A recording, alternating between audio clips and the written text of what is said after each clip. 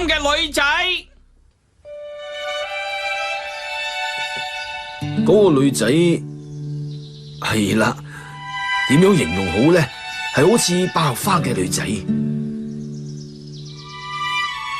佢嘅肌膚雪咁白，留住一把長髮，大大嘅眼睛散發出閃亮嘅神采。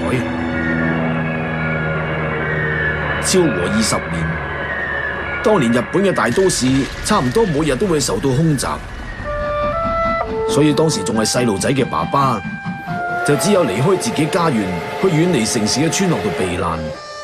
老師同埋所有同學都一齊。當年所有小學生都係咁樣噶啦。嗰陣時打緊仗，我哋冇可能正正式式咁上堂，工作只係挖防空洞，同埋負責落田耕種。一日到黑個肚都係餓住，同而家你哋個個都唔憂冇得食嘅情況好唔同。就係咁，有一日黃昏嗰陣，我喺河邊遇上咗呢一個女仔。佢一句話都冇同我講，但係最神奇嘅就係個女仔好似完全明白我內心嘅感受咁，就好似另外一個我咁。呢個女仔仲俾咗一排朱古力我，跟住就喺夕陽之下消失咗啦。佢俾我一排朱古力真係好好味，到而家我都冇忘記。呢個故事真係好感人啊！咁爸爸，你知唔知佢叫咩名，住喺邊啊？嗰次係第一次見佢，亦都係最後一次咯。係啊，唔知佢而家嘅生活係點樣呢？我都想知。爸爸係咪好想再見到佢呢？咁就梗係啦。見邊個啊？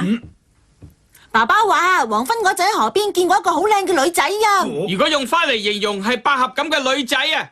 百合咁嘅女仔，黃昏喺河邊見到佢，爸爸啊，到底呢朵百合係邊個呢？哎呀，你唔好誤會啊！你仲夠誤會？好似百合咁嘅女仔，淨係聽就只係個好靚嘅女仔啦。我都覺得會係啊！嗰陣爸爸應該幫佢影低幾張相啊嘛，真係唔醒目啊！但係嗰個年代邊有人會隨時拎住部相機喎？有啦，我哋自己去影啦。影乜嘢啊？影低好似百合嘅靚女啊！喺咁樣嘅時候，最好就係利用下部時光機噶啦。冇錯啊，我哋影啲相翻嚟當禮物送俾爸爸。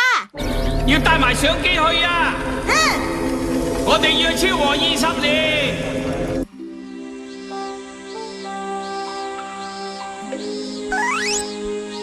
哇，呢度好平靜啊！睇下，爸爸一定喺關子裏邊啊！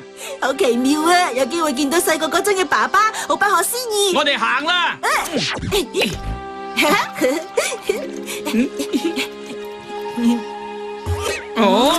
係啊，唔見有人嘅。佢哋個個落晒田做嘢啦。落晒田喺邊度啊？喺呢個後山啊，有塊山開墾嘅田，就喺嗰邊啊。請跟我嚟啦。而家已經冇辦法上堂啦，連細路仔都要耕埋田去生產糧食，唔知國家會變成點啊！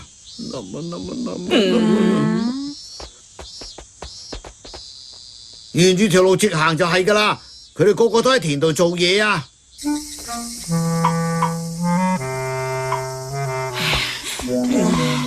唉，好熱啊！好熱啊！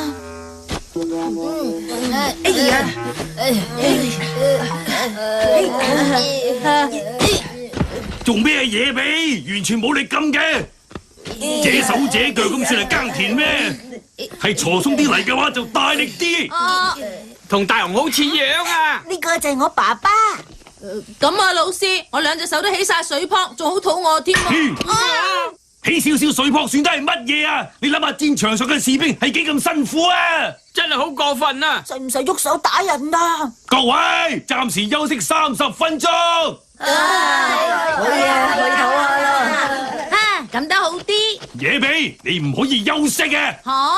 未耕好你負責嘅田，你係唔可以休息嘅，明白未？唔係啊嘛。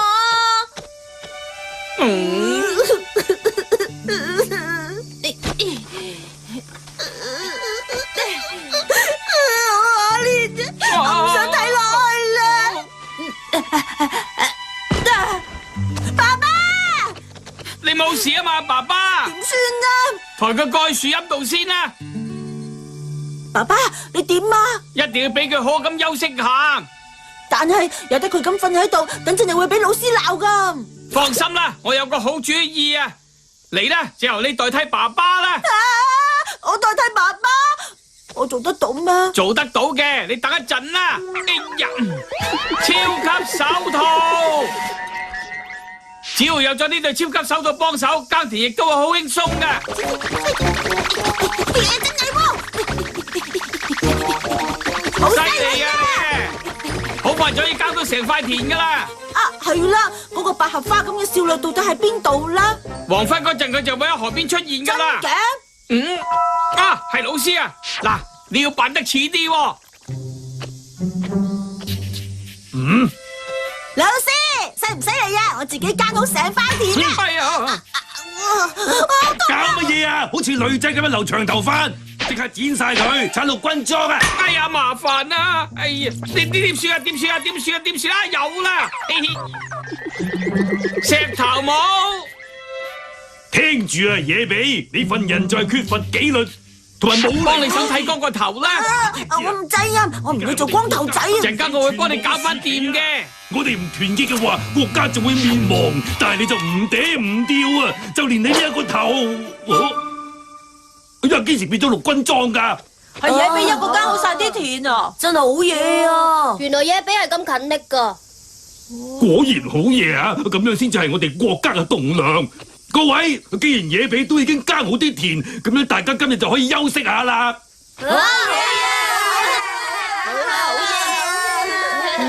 我大件事啦，我瞓着咗，點算啊？哇，就俾老師鬧一餐啊！既然係咁，我不如索性逃走啦。但係我走去邊度好咧？我一定要搵地方匿埋噶。哎呀，唔見咗爸爸，佢一定係去咗河邊噶啦。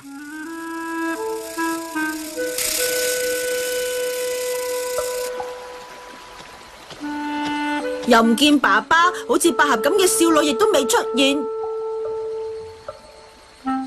我哋就喺度等佢哋出現啦。係咧，佢哋未嚟之前，可唔可以還原翻我嘅光頭先啊？啊，又係喎！哎呀，半個鐘就會生效噶啦。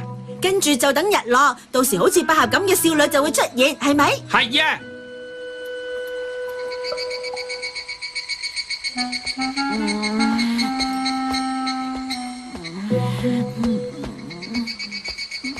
你唔好兩頭騰啦！咩喎？已經黃昏啦，但係兩個人都仲未見，唔擔心就假啦！哇！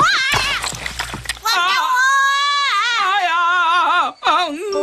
杜拉利姆，幫我洗一洗佢啦！你陣味好難聞噶，唔該你啦。唯有用除臭劑啦！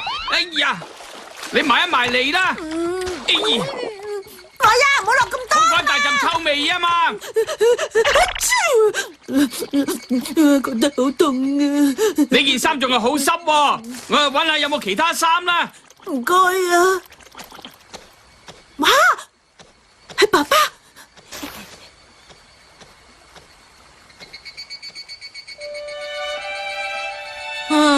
翻去寺院嘅話，實俾老師鬧一餐噶。媽媽，我而家已經好攰啦，個肚餓到打晒鼓，我唔想做人啊！唔係咁樣啊喎，要幫下佢至得啊！唔得啦，喂，我問附近一戶農家借咗套衫啊！哇，你把頭髮咁樣嘅，一定係你頭先落嘅藥多得滯啦！哇，你冇嘢啊嘛？嚟啊嚟啊，快啲着咗套衫先啦！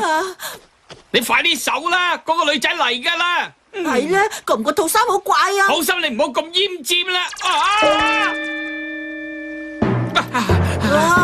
啲膚色雪咁白，留咗一把長髮，眼大大仲閃亮有神嘅女仔。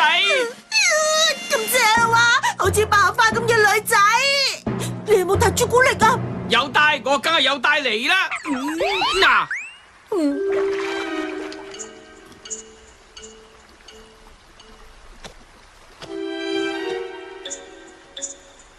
啊！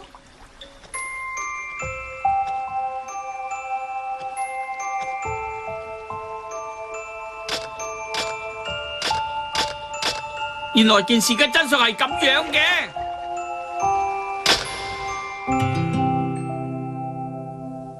好啦，啲相已經影低咗啦。冇錯啊！如果用花嚟形容，佢就好似百合咁溫柔啊！真係好感人啊！到而家我都一樣咁感動。就等爸爸永遠保存住呢段咁美好嘅回憶啦。就咁做啦。